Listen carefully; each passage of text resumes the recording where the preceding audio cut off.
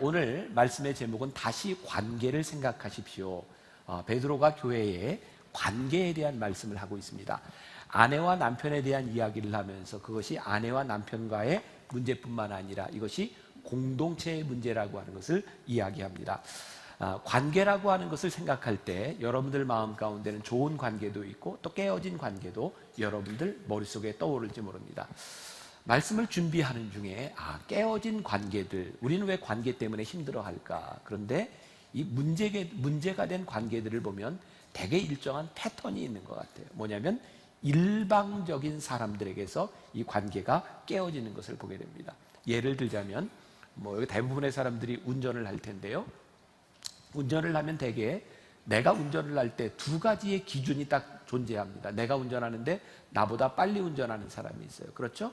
나보다 늦게 운전하는 사람이 있어요. 나와 똑같이 맞춰가는 운전자는 없습니다.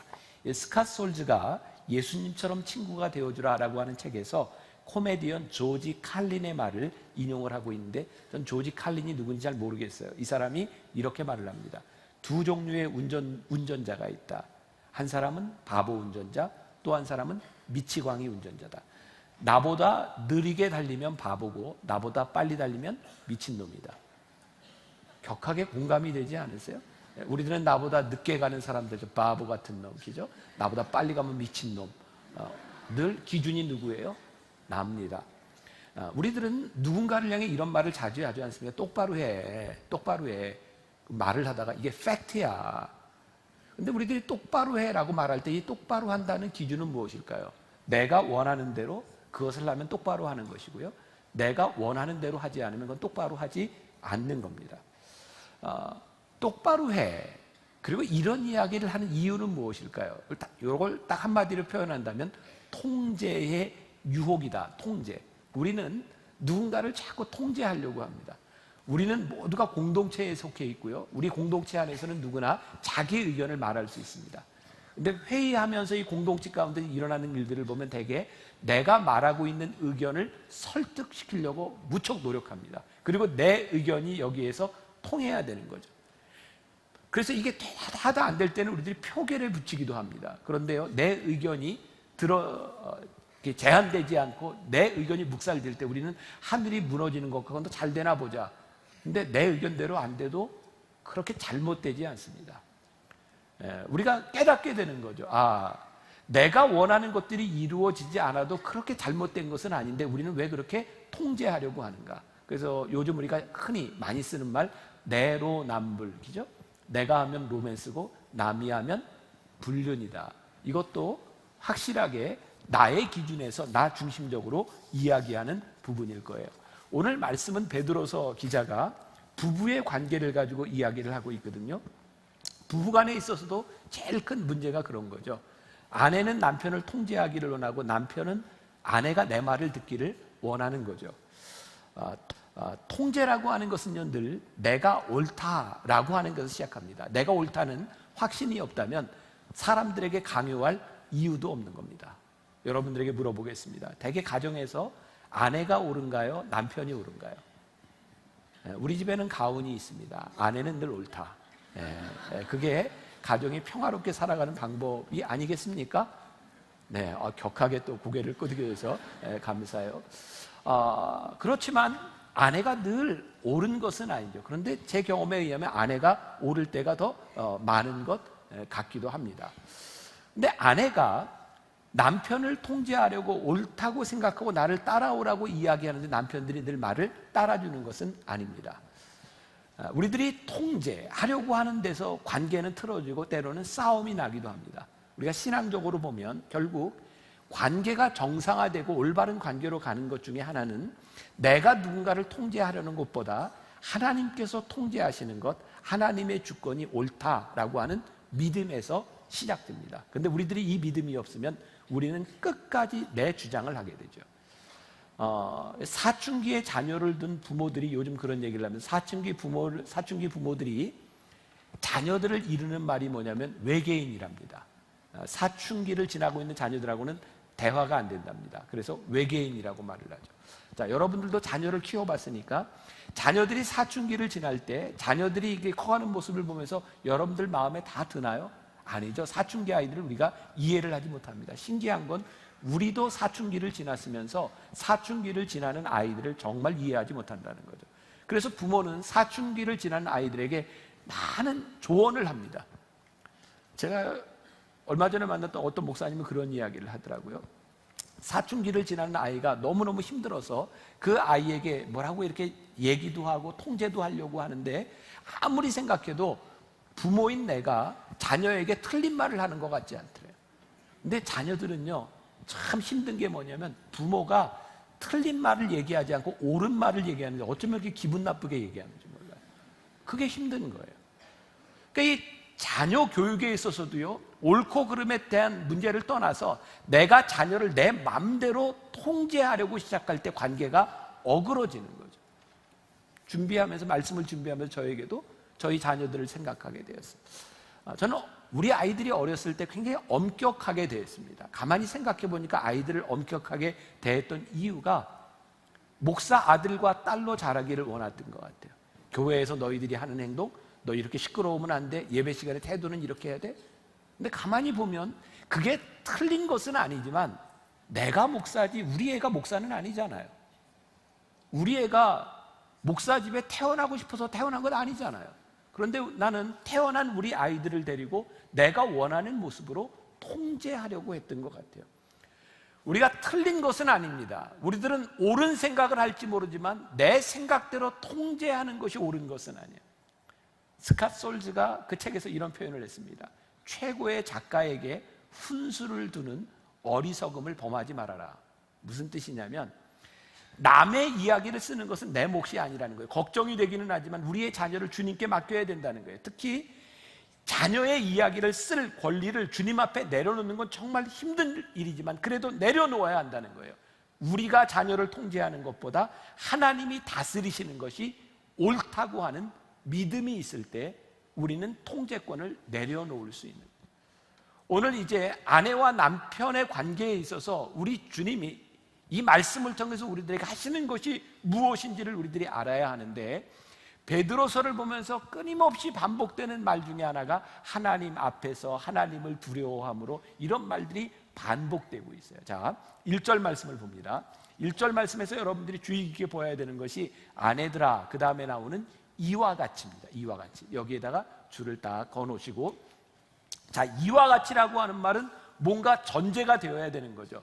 이전에 많은 말씀들을 통해서 우리들이 들었던 게 뭐냐면 그리스도의 고난에 대한 것이었어요.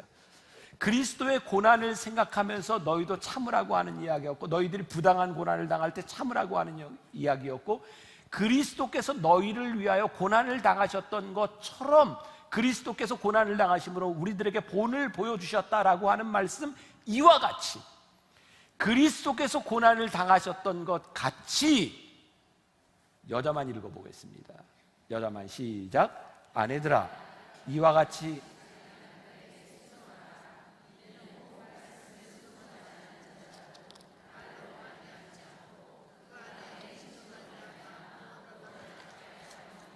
자, 우리 아내들이요 여기서 이와 같이 남편들에게 순종하라 했는데 이 말씀이 너무 감사하게 아멘으로 받아들여지세요?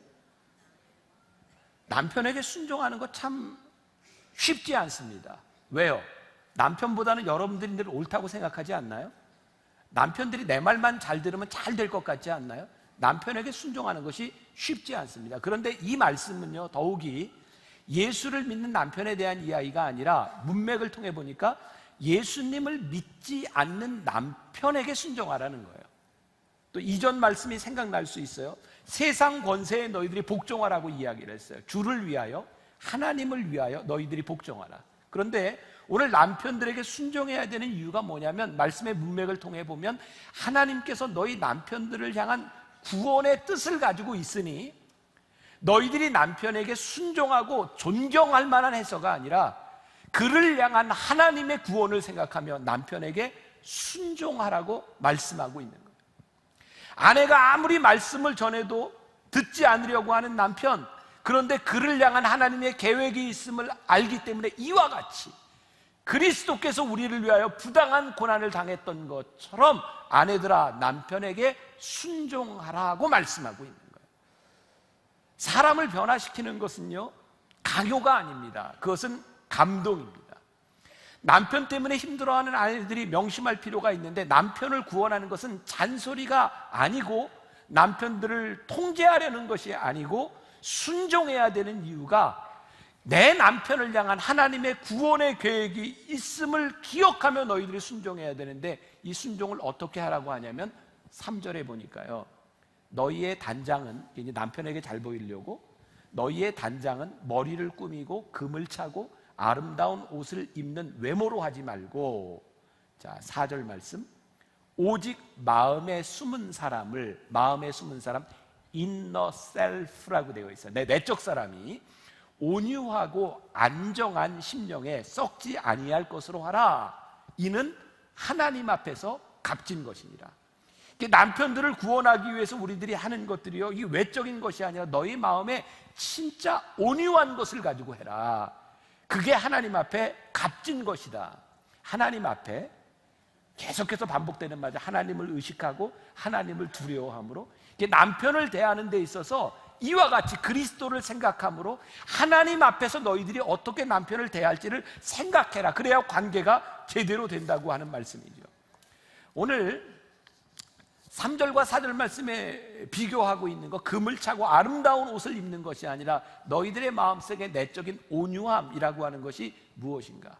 우리 많이 알려진 이야기인데요, 맹자가 나이 들었을 때 제자들이 와서 한 제자가 이렇게 물었습니다. 선생님, 부드러운 것과 강한 것 어느 것이 더 오래갑니까? 그때 나이 많았던 맹자가 자기의 입을 보여줍니다. 보아라. 그랬더니 이는 다 빠지고 혀만 남았습니다. 이가 그렇게 딱딱한 줄 알았더니 이는 다 빠지고 부드러운 혀만 남았느니라. 온유함이 오래 간다는 얘기죠. 여기에서 온유함이라고 하는 말이 성경의, 영어 성경에 gentle이라고 돼요. gentle. 저는 예수를 믿으면서 우리들에게 예수 믿는 가장 큰 증거가 드러나는 것이 남자고 여자고 상대방을 대할 때 예의 바르고 젠틀하고 온유한 것이 참 중요하다고 생각하거든요.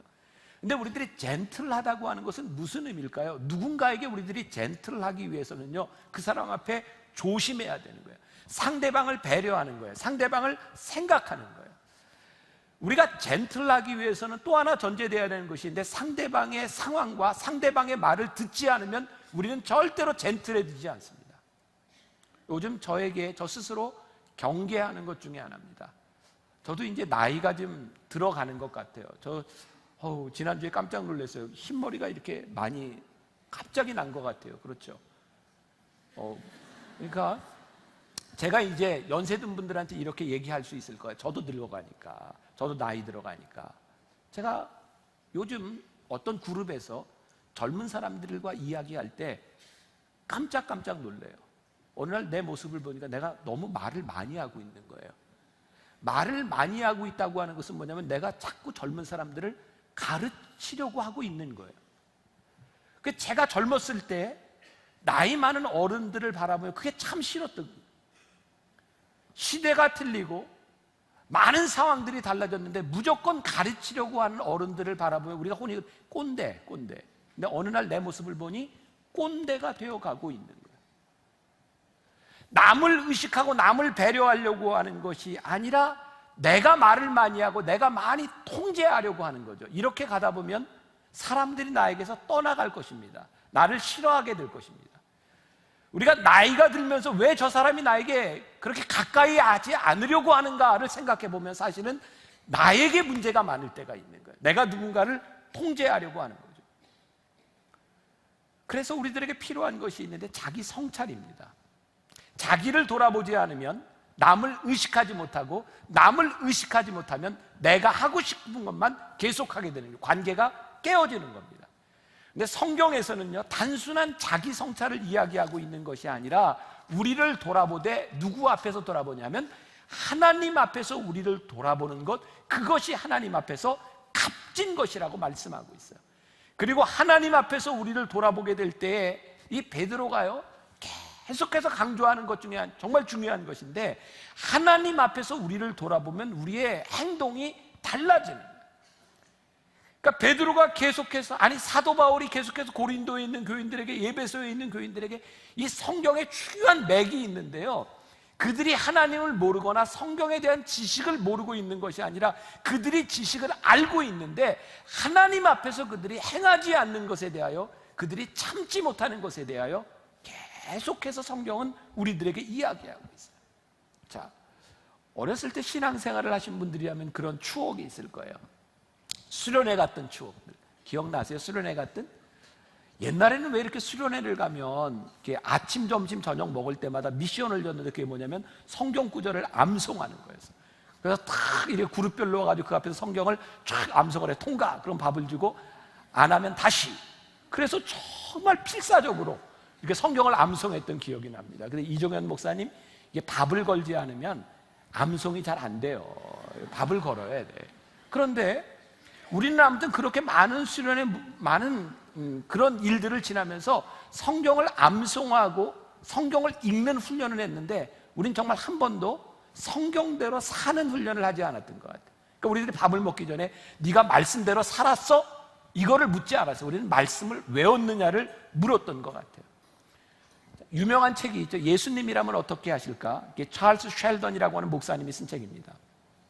이 목사님은요, 토피카라고 하는 아주 작은 시에 위치한 교회, 센트럴 회중교회를 담임하고 있었는데, 매주 저녁 예배 시간마다 주님의 발자취를 따라 사는 것이 어떤 것인지를 한 장씩 교인들에게 이야기하기 시작했어요. 놀라운 일이 벌어졌죠. TV를 보는 것보다, 드라마를 보는 것보다 훨씬 더 흥미진진한 일들이 교회 안에서 일어나기 시작했어요. 우리들이 하나님을 믿으면서 우리의 신앙이 매너리즘에 빠지고 우리들의 신앙이 역동적이지 못한 것은요, 말씀은 알고 있는데 말씀대로 살아가지 않기 때문입니다. 이 말씀은, 오늘 여러분들과 함께 나누는 말씀은 여러분들에게 하는 이야기일 뿐만 아니라 저에게 하는 이야기이기도 하고, 오늘 이 말씀을 듣는 우리 모두에게 해당되는 이야기인데, 정말 흥미진진하게 우리의 인생을 바꾸시는, 우리의 관계를 회복시키시는 하나님의 역사를 경험하기 위해서는 우리들이 말씀 앞에 서서 하나님 앞에 값진 그 말씀을 우리들에게 어떻게 살아내느냐에 대한 문제죠. 우리가 많이 불렀던 찬양이 있습니다. 말씀 앞에서 경외함으로 주께 홀로 섭니다. 제가 10시에 이 찬양을 하는데 음을 잘못 잡아서 여러 사람이 피곤했어요. 우리 같이 한번 불러볼까요? 말씀 앞에서 경외함으로 주께 홀로 섭니다. 생명의 말씀 읽고 순종해 주를 예배합니다. 기록된 말씀 힘이 있어서 진리로 우릴 거룩해 하며, 거룩한 말씀 세세 영원히 복음이 되어 말씀하시네. 하나님 말씀에 두려워 떠는 자, 그 말씀에 생명을 거는 자, 한 사람 찾으시는 주님의 약속을 믿어.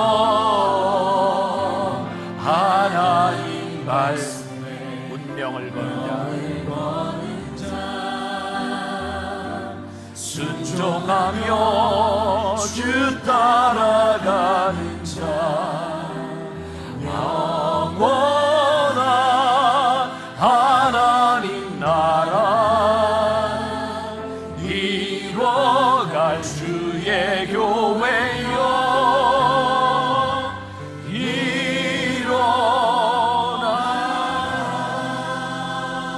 보세요, 하나님 말씀에 두려워 떠는 자, 그 말씀에 생명을 거는 자, 하나님 말씀에 운명을 거는 자, 그 말씀에 순종을 하는 자. 이 찬양이 저기 굉장히 도전이 되었어요. 하나님의 말씀에 우리가 운명을 거는가, 하나님의 말씀에 우리들이 생명을 거는가, 그 말씀을 따라 순종하며 살아가는가. 우리들이 말씀을 지식적으로는 알고 있지만 그 말씀에 순종하지 않기 때문에 그 말씀이 그냥 우리들에게 의무로 머물러 버리는 거예요. 이게 톨스토이 소설 중에, 단편 중에 새 수도사라고 하는 글이 있어요. 그 이원석 목사가 쓴 공부하는 그리스도인이라는 책에 나오는 내용인데요, 러시아의 외딴 섬에 3명의 수도사가 살고 있었답니다. 한 주교가 그 섬에 찾아가서 보니 이 수도사들이 세상에 주기도문도 모르고 있는 거예요. 그래서 주교가 세 수도사에게 주기도문도 가르쳐주고 여러 것들 가르쳐주고 섬을 떠났습니다. 배를 타고 막 가는데 저기 바다 위에 그 3명의 수도사가 막 걸어서 오는 거예요. 그러더니 주교에게 이렇게 말을 합니다. 주교님, 죄송합니다. 주교님이 가르쳐주신 주기도문을 잊어버려서 다시 한번 가르쳐주세요. 그때 주교가 이 사람들을 향해서 이렇게 말을 합니다. 하나님의 노인들이시여, 여러분들의 기도는 이미 하나님께 닿았습니다. 당신들을 가르칠 사람은 내가 아닙니다. 오히려 당신들이 죄 많은 우리를 위해 기도해 주십시오. 주교가 무엇을 깨달은지 아세요? 나는 주기도문을 가르치려고 하는데 그들은 하나님의 말씀을 믿고 능력을 따라 살고 있는 거였어요. 그들에게 필요한 것, 윤리적 실천에 대한 문제, 그것이 아니라 이들은 이미 자연스럽게 믿음을 따라 살아가고 있고 그것이 더 감동적이고 그것이 더 능력이 있었던 거예요. 우리는 하나님의 말씀을 지식적으로 알면서 규칙을 정해놓고 이게 신앙이다 라고 생각을 하죠. 그런데 아무리 많은 규칙을 세워놔도 그 규칙을 지키며 살아가는 것은 부족합니다. 우리는 또 더 많은 규칙을 세울 수밖에 없어요. 그리고 규칙을 세울 때마다 우리는 부족할 수밖에 없는 거죠. 우리가 하나님 앞에 선다고 하는 것은, 하나님을 두려워한다고 하는 것은 어떤 규칙을 만드는 것이 아니에요. 우리들이 하나님 앞에서 살아가게 될 때 우리들의 삶에 만들어진 우리 성품에 대한 문제죠. 우리들이 하나님의 말씀을 듣고 따라가는데 그것을 우리들이 습관화하기 위해서는 노력이 필요하거든요. 이거 힘들어요. 어느 날 우리들이 노력을 하다 보면 그게 의무처럼 느껴질 때가 있어요. 우리 신앙의 문제는 뭔지 아세요? 그 의무에서 머무르는 거죠. 그런데 우리들이 의무처럼 느껴지는 이 신앙이 어느 날 우리들의 삶에서 의무가 아니라 자유스럽게 느껴집니다. 그때 그 말씀이 우리들에게 성품이 되는 거예요. 그러니까 우리들이 이 말씀을 행하고 산다고 하는 것은 의무의 차원과 규칙의 차원이 아니라 이것이 우리들에게서 성품이 되어지는데 이것이 쉬운 일이 아닌 거예요. 하나님의 말씀 앞에 생명을 걸고 하나님의 말씀에 우리들의 운명을 걸지 않으면 이것이 그렇게 쉬운 일이 아닌 거예요. 그러니까 우리들이 지식이라고 하는 것은요, 가이드라인이지 지식이 진리는 아니라고요. 자, 이제 남편들의 이야기로 넘어갑니다. 자, 7절 남편들만 한번 읽어봅시다. 자, 7절 시작. 남편들아, 이와 같이 지식을 따라 너희 아내와 동거하고 그를 더 연약한 그릇이요 또 생명의 은혜를 함께 이어받을 자로 알아 귀히 여기라. 이는 너희 기도가 막히지 아니하게 하려 함이라. 이제 남편들에게 이야기하고 있는데요, 이와 같이는 뭘까요? 앞에서 이야기했던 그리스도가 고난을 받으셨던 것처럼, 그리스도께서 우리들에게 본을 보이셨던 것처럼 남편들아, 이와 같이 너희도 지식을 따라 아내와 동거해라. 자, 남편들에게 지식을 따라 아내와 동거하라고 하는 말씀은 무슨 의미냐면 너희들이 아내를 잘 이해해야 된다 이 말이에요. 자, 무슨 말씀이 계속해서 나오고 있냐면, 첫째는 아내는 너와 함께 사는 사람, 너와 함께 동거하는 사람인 것을 먼저 알아라. 두 번째, 너희가 아내를 존중해야 되는 이유가 있는데 아내는 너보다 연약한 존재다, 그걸 깨달아 알라고 말씀하였고, 세 번째, 너희들이 아내를 존중해야 되는 이유가 있는데 왜냐하면 하나님께서 주시는 소중한 은혜를 너희들이 함께 이어갈 사람이 아내라고 하는 것을 기억하라는 거예요. 아주 중요한 말씀이에요. 2부 때 많은 분들이 당황하셨어요. 죽어서 하늘나라 가도 내 아내와 함께 이 유업을 얻을 것이다, 죽어도 아내와 함께 간다, 그 말에 남자들이 많이 당황했는데 아셔야 됩니다. 우리들이 아내와 함께 이 믿음의 유업을 이어갈 뿐만 아니라 하늘나라에서도 함께 동거할 아내이기 때문에 여기에 이 생의 삶에서 끝나는 것이 아니라 내가 아내와 동거하는 것은 앞으로 미래의 영생과 관계 있는 것이기 때문에 그 아내를 너희들이 귀히 여기고 관계가 회복되도록 해야 돼요. 자, 이와 같이라고 하는 말과 더불어서 오늘 그런 말씀이 나오죠. 이는 너희 기도가 막히지 아니하게 하려 함이라. 남편들아, 너희들이 지식을 따라 아내에 대해서 잘 알아야 되는데 아내와 남편과의 관계가 깨어지면 너희의 기도가 막히느니라. 이것은 남편들에게만 하는 이야기가 아니에요. 영적인 관계에서 우리들이 하나님 앞에서 우리들이 값진 것임을 생각할 때 아내들과 남편들 그 관계가 깨어지면 그리스도와의 관계도 깨어지는 것이기 때문에 기도가 막히는 것이기 때문에 이 관계는 회복되고 제대로 되어야 되는 거예요. 누가 그런 이야기를 했어요. 교육가는 아내와 부부싸움을 하고도 가정에 대한 강의를 할 수 있지만 설교가는 아내와 싸우고 나서 가정에 대한 설교를 할 수 없다고. 우리들이 지식에만 머무른 우리들은 학자가 아니라 하나님의 말씀을 살아내야 되는 사람이기 때문에 그리스도와의 관계가 깨어지면 우리의 신앙의 관계도 깨어지는 것을 우리들이 알아야 되기 때문에 관계는 회복되어야 되는 거예요. 저는 그런 면에서 제가 온전하지는 않지만 저희 가정이 어떤 면에서 좋은 모범이 되는 것 같아요. 언젠가 그런 이야기를 했던 것 같아요. 저도 주말에 아내와 다툼이나 아내와의 감정이 생기면 설교하는데 많은 지장이 있기 때문에 그런 감정에 대한 문제가 주말에 토요일에는 일어나지 않도록 무척 노력하고 제 아내도 굉장히 노력하죠. 여러분들이 상상하시는 것보다 저희 가정은 별로 다툼이 없습니다. 30년 살아오는 동안 이렇게 한번 이렇게 싸워본 게 손꼽을만큼밖에 되지 않아요. 언젠가 제가 그 비결을 이야기했죠. 저는 잘 참는 성격이에요. 제 아내는 다혈질이에요. 제 아내가 생각보다 엄청 다혈질입니다. 살아보세요. 다혈질이에요. 그러니까 저희 아내는 화가 나면 이야기를 해야 돼요. 근데 그렇게 다혈질임에도 불구하고 제 아내가 남편이 목회를 하고 설교해야 되는데 아무리 다혈질이지만 토요일과 주말에는 아무리 화가 나도 저에게 이야기하지 않아요. 왜? 설교하는데 방해가 되니까. 하나님 저에게 지혜를 주셨잖아요. 화나는 일은 주말에 얘기해라. 다혈질의 특징 아시죠? 한 이틀만 지나면 다 잊어버린다는 거. 저희 가정이 이렇게 평안할 수 있는 이유 중에 하나예요. 왜? 적어도 생각하는 게 있으니까. 하나님 앞에서 우리들이 올바로 살아가기 위해서 지켜야 되는 것이 있으니까.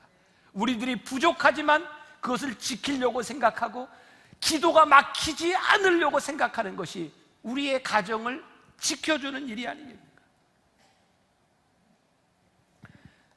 옳은 일을 하려고 애쓰는 사람, 그것에 대한 문제가 아니라 하나님 앞에서 어떤 옳은 일을 할 것인가, 올바른 지식, 그것이 문제가 아니라 우리들이 어떻게 올바른 관계에 들어갈 것인가. 우리는 그동안 교회에서 그런 교육 참 많이 했잖아요. 1:1 제자 양육, 제자 훈련. 근데 지금 생각해 보니까 우리들이 알고 있는 성경의 지식을 가지고 제자가 되는 게 아니더라고요. 우리들이 배우는 이 성경, 이 듣는 설교를 가지고 우리들이 크리스찬이 되는 게 아니더라고요. 우리는 교회를 다니는 처치 고원은 될 수 있지만 그리스도인이 되지 못하는 것이 이 말씀이 우리들에게 지식적인 차원에 남아있고 그 말씀을 살아가지 못하는 거죠. 왜 그럴까? 우리는 제자에 대해서 제자가 이렇게 해야 된다고 하는 것을 무척 많이 가르치는데 하나님 앞에서 우리가 제자가 되는 존재로서의 변화가 일어나지 않으니까 제자로 살아가는 게 힘든 거예요. 버겁고 의무가 되고. 그래서 오늘 베드로서 기자가, 그리고 성경이 우리들에게 계속해서 이야기하는 거예요. 너희들이 하나님 앞에서 어떤 존재, 어떤 관계를 가지고 있는가, 이것을 생각하라는 거죠. 그리고 이 말씀이요, 여러분 유심히 보면 아주 이상합니다. 1절에서 아내들아 이야기하고 7절에서 남편들아라고 이야기하는데 8절부터 아내와 남편의 이야기가 다 빠져버리고 일반적인 형제와 자매의 이야기로 가요. 그래서 깨닫게 되는 게 뭐냐면 이 말씀은 남편과 아내에 대해서 이야기를 하고 있지만 사실은 보편적인 관계에 대해서 얘기를 하고 있는 거예요.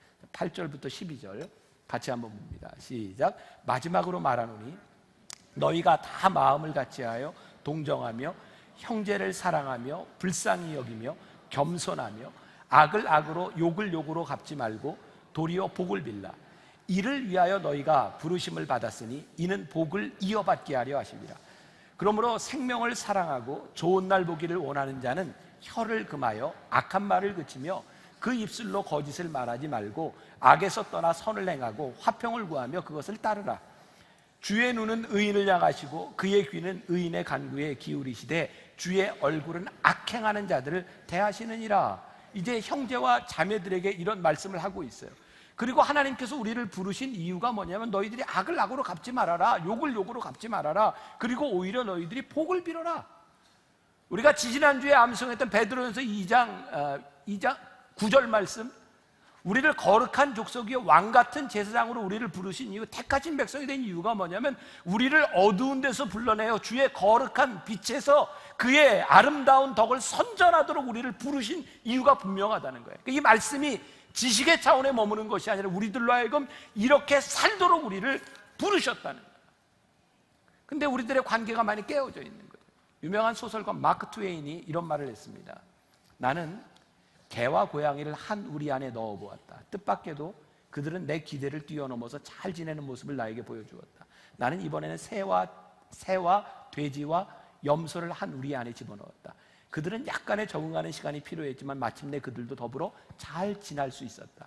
나는 이번에는 장로교인과 감리교인과 침례교인을 한 우리 안에 함께 있도록 했다. 그런데 그들은 결코 잘 지낼 수 없었다. 왜일까요? 그들은 틀린 이야기를 하는 것이 아니라 감리교회는 감리교회에 옳은 이야기를, 침례교회는 침례교회에 옳은 이야기를, 장로교회는 장로교회에 옳은 이야기를 하고 있는 겁니다. 오늘 성경은 너희들의 옳은 것을 이야기하라고 하지 않습니다. 하나님 앞에서 이와 같이 형제를 불쌍히 여기고 겸손하고 악을 악으로 욕을 욕으로 갚지 말고 오히려 복을 빌라고 이야기하고, 우리는 하나님을 믿으면서 우리들이 생각하는 것이 있죠. 말씀을 배우고 말씀대로 살아가는 쉬운 길을 생각하는 거예요. 근데 이 진리는 하나님의 말씀은 우리들에게 easy way를 가르쳐주는 것이 아니라 true way, 우리들에게 진리의 길이 무엇인지를 가르쳐주고 있고, 말씀이 우리 가운데 들어오면 진리를 살아가기 위해서 우리들이 때때로 버겁고 힘든 길을 지나가는 거예요. 부당하게 느낄 수 있는 고난도 우리들에게 오고, 우리들이 말씀대로 살아가는 것 때문에 누군가 우리들에게 욕을 하고 우리들에게 비난을 하지만 너희는 그렇게 하지 말라는 거예요. 오히려 너희는 복을 빌라는 거예요.